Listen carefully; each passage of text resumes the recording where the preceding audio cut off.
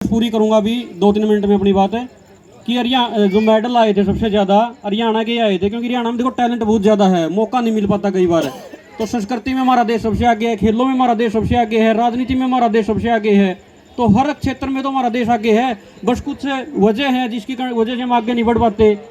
अब देखो एक बात ही देखो, अब निशानेबाजी का खेल है, निशानेबाजी में तो मेडल आते हैं, मतलब बंदूक से निशाना लगा दिया, तीरंदाजी से निशाना लगा, वो भी एक मेडल है।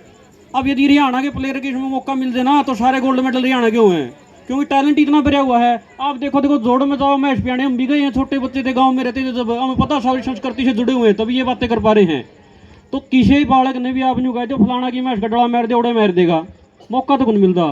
टैलेंट इतना है, यदि मौका मिले नहीं हमें बहुत ज़्यादा आगे जा सकते हैं। तो यही चीज़ें हैं, अपने बच्चों को खेल में, शिक्षा में, संस्कृति में, जिसमें भी वो आगे हैं उनके ऊपर बस थोपे मत आप कि ये बनो, जो बनना चाहते हैं उनको बनने दें।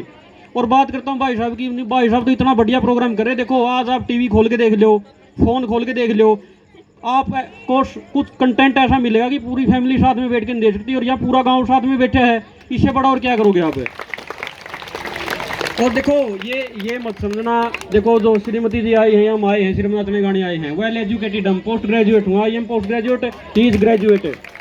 तो देखिए मतलब क्या है, जब ये आई थी तो सिर्फ +2 पास थी, तो इनको बीए करवाया मैंने रेगुलर से, कोई सोच भी नहीं सकता है, मतलब बीए कराया, सपोर्ट कराया, तभी आगे बढ़े हैं। तो मैं तो यही बोलता हूँ कि जो नारी है अपने सपनों को पूरा करना चाहती है, उसको संस्कृति में रह के अपने सपनों को पूरा करने दे। नारी सशक्तिकरण की बात सभी करते हैं लेकिन गौर कोई नहीं करता है, इसके लिए बहुत बड़ा कलेजा, बहुत बड़ा दिल चाहिए। ये नारी की भी जिम्मेदारी है कि वो अपने परिवार का, समाज का मान सम्मान बढ़ाए, उनकी पगड़ी को न गिरने दे।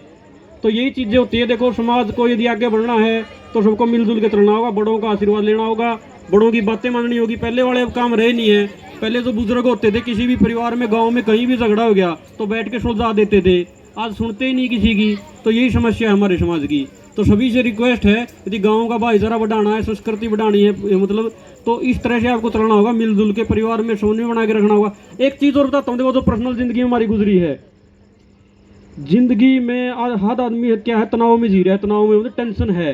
किसी के पास पैसा है उसके पास भी टेंशन है, पैसा नहीं है उसके पास भी टेंशन है, बहुत बड़ा बिजनेस है उसके पास भी टेंशन है।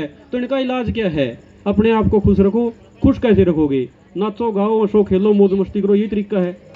अब ये जो नृत्य है, नहीं नृत्य है कोई छोटी कला नहीं है, भगवान शिव तांडव नृत्य करते थे, वो भी एक कला थी। ये तो अपनी बहुत पुरातन संस्कृति है। इसको तो जो डांस बोलते हैं ना, जो बद्धा डांस करते हैं, उसने बिगाड़ा हुआ सारा सिस्टम है। यदि मीरा मस्ती में झूम गई पूरी जिंदगी, डांस ही तो था वो, उस टाइम नृत्य बोलते थे।